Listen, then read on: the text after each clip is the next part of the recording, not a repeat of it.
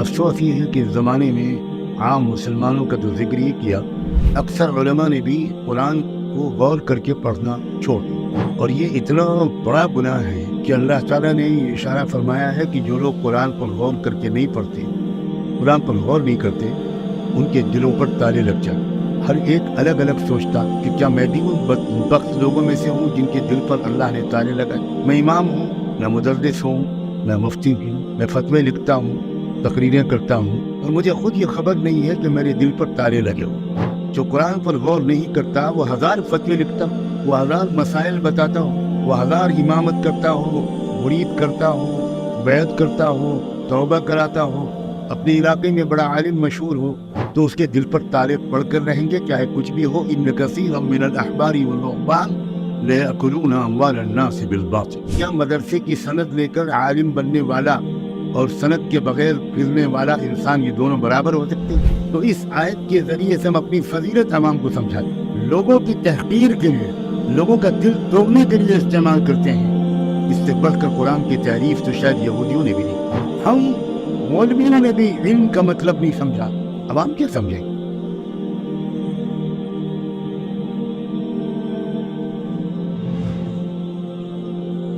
قل هل يستوي الذين يعلمون والذين لا يعلمون۔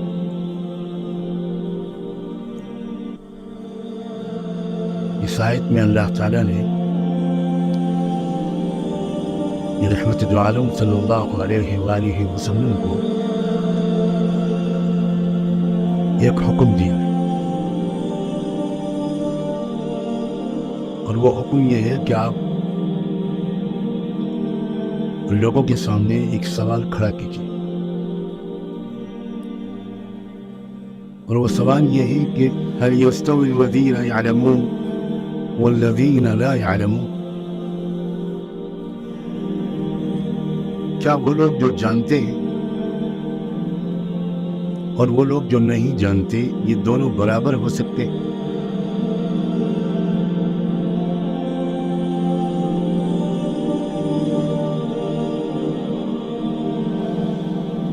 افسوس یہ ہے کہ اس زمانے میں عام مسلمانوں کا تو ذکر ہی کیا، اکثر علماء نے بھی قرآن کو غور کر کے پڑھنا چھوڑ دیا، اور یہ اتنا بڑا گناہ ہے۔ علماء غور سے سنیں کہ اللہ تعالیٰ نے یہ اشارہ فرمایا ہے کہ جو لوگ قرآن پر غور کر کے نہیں پڑھتے، قرآن پر غور نہیں کرتے، ان کے دلوں پر تالے لگ جاتے۔ افلا يتدبرون القرآن ام على قلوب اقفالها۔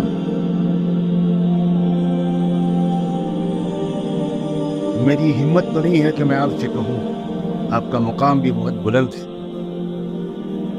لیکن کاش کہ آپ میں سے ایک ایک سوچ سکتا، ہر ایک الگ الگ سوچتا کہ کیا میں بھی ان بدبخت لوگوں میں سے ہوں جن کے دل پر اللہ نے تالے لگائے؟ میں امام ہوں، میں مدرس ہوں، میں مفتی ہوں، میں فتوے لکھتا ہوں،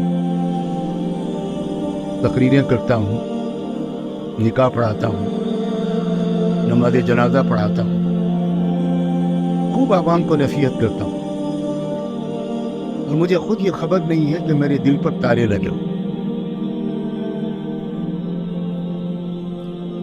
دل کے تالوں کا اور قرآن مجید پر غور و فکر کا زبردست جوڑ ہے، اور یہ آیت بتا رہی ہے کہ کیا رشتہ ہے ان دونوں میں۔ افلا يتدبرون القرآن ام على قلوب اقفالها۔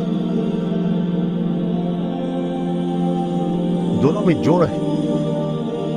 جو قرآن پر غور نہیں کرتا وہ ہزار فتوے لکھتا، وہ ہزار مسائل بتاتا ہو، وہ ہزار امامت کرتا ہو، مرید کرتا ہو، بیعت کرتا ہو، توبہ کراتا ہو، اپنے علاقے میں بڑا عالم مشہور ہو، لیکن اگر وہ خود قرآن پر غور نہیں کرتا تو اس کے دل پر تارے پڑھ کر رہیں گے چاہے کچھ بھی ہو. ان کثیرا من الاحبار والرهبان لیأکلون اموال الناس بالباطل.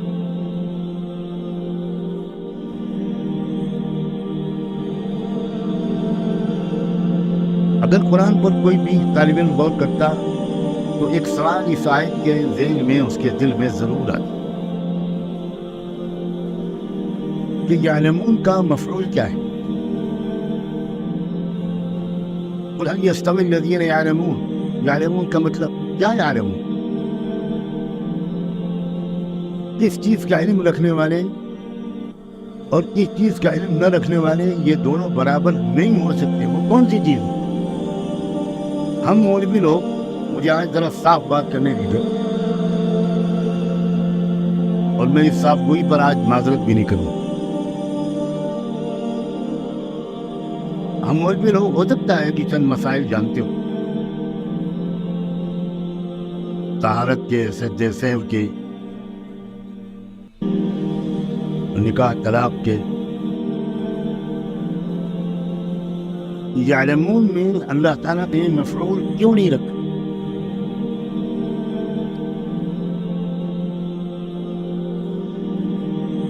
ہم لوگ ہمیشہ بیان کے پہلے یہ آیت پڑھتے ہیں اور اس کے بعد جو اس کی تشریح کرتے ہیں اس کو سن کر میں بتا نہیں سکتا کہ میری کیا کیفیت ہو.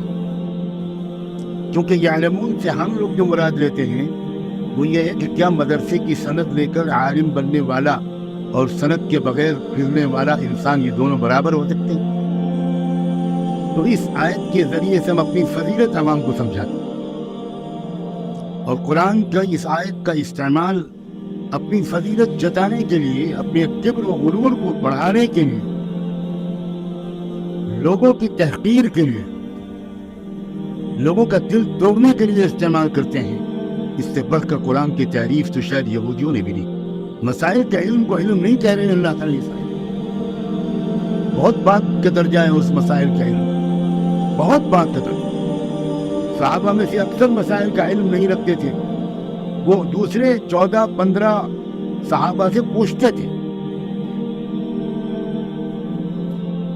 تو کیا وہ لا یعلمون میں آئیں گے؟ ہماری تشریح کے مطابق، ہمارے فہم قرآن کے مطابق وہ لا یعلمون میں آئیں گے.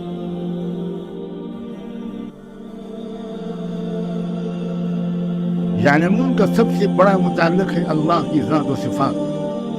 کیا وہ لوگ جو اللہ کو پہچانتے ہیں، جو اللہ کی قدرت کو، اللہ کی صفات کو، اللہ کی طاقت کو، اللہ کے جلال و جمال کو، اللہ کی شان رحیمی اور قہاری اور جباری کو، اللہ کی شان عزیز ذو انتقامی کو، جو اللہ کی طاقت کو پہچانتے ہیں اور جو اللہ کی طاقت کو نہیں پہچانتے، کیا یہ دونوں برابر ہو سکتے ہیں؟